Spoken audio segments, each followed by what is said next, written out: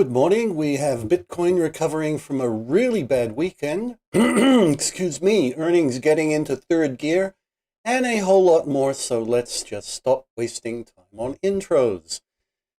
U.S. indices on Friday closed cautiously up in Canada. Wholesale sales contracted by 0.7%, while that nation's first budget in 2 years will be presented later today. They're calling for luxury taxes, taxes on e-commerce transactions, but no wealth tax, according to Reuters. South of the border, Democrat proposals for a 25% corporate tax are meeting not just Republican opposition, but from within the donkeys themselves.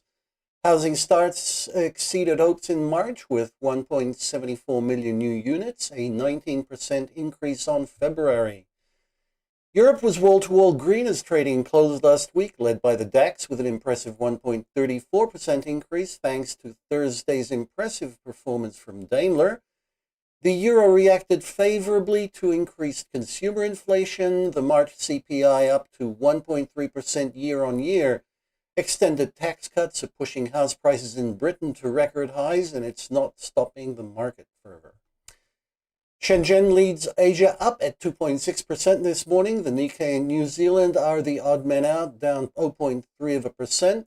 The yen is up 0.12 after last night's report of a tripled trade surplus in Japan to 664 billion yen. Both imports and exports rising well beyond expectation. This morning, the government published a 1.3% industrial production contraction, which is much better than January's 2.1%.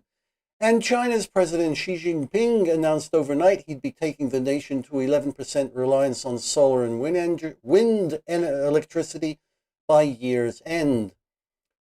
Oil was curtailed by a recent surge in COVID cases, and last week's Baker Hughes report of another 7 oil rigs added to the count. It's now at 344 oil rigs and 439 rigs altogether. That's including natural gas and other types. And Bitcoin pledged 14% yesterday after the U.S. Treasury reportedly said it was investigating money laundering activities using cryptos. I don't know what's happening this morning. It's recuperating some of those weekend losses that brought it momentarily below its 40-day moving average. On the hourly chart, we can see our pivots are a bit lower this week and wider apart. We're crossing above the week central, but we still have to cross R1 at 63K or S1 at 49.8 for that matter before we get some clear direction. A 60% increase in Chinese sales helped push Daimler quarterly earnings €1 billion beyond expectations to 575 in Q1. Morgan Stanley also surprised nicely with a 2.2 dollar EPS. Later today, we'll be looking at India's reliance on the LSE and United Airlines in the US. That's alongside Coca-Cola and IBM. I'm figuring that Coke and United are still quite well within the COVID economy to be really interesting. We're in and down again, out and up again, airlines taking a hit, soft drinks down because of less out-of-home buying. But IBM is interesting in this period of cloud environments and a whole trend away from boxes and circuits. Big Blue has done nicely with the reorientation, but not as well as, say, Microsoft with its Azure. We see the price meandering a 123 median, breaking below the range back in November, and only breaking convincingly to the upside towards the latter half of last month. At this point, 130 just could become a new support level as before April last year, especially considering that northward bound 40-day moving average.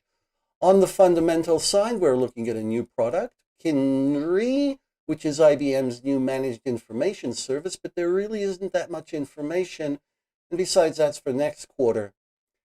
Barron's has a hold signal out on shares hitting 140, so I guess the vibe is positive. Earnings will start getting livelier as the week progresses. Hope we won't lose your interest. If you like what we're doing here, please like and follow us so that your friends can benefit as well. See you all tomorrow.